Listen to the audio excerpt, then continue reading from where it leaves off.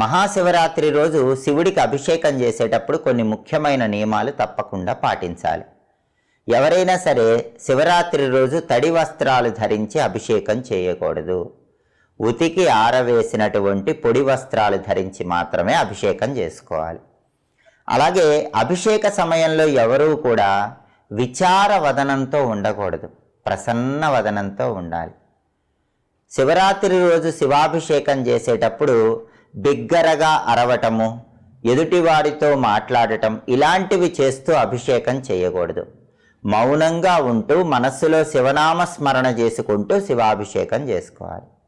అలాగే శివరాత్రి రోజు శివుడికి అభిషేకం చేసేటప్పుడు పరనింద పరస్థుతి చేయకూడదు. అంటే ఇతరులను నిందించటం, ఇతరుల గొప్పతనాన్ని గురించి చెప్పటం ఇలాంటివి చేస్తూ శివాభిషేకం చేయకూడదు. మహాశివరాత్రి సందర్భంగా అభిషేకం చేసే సమయంలో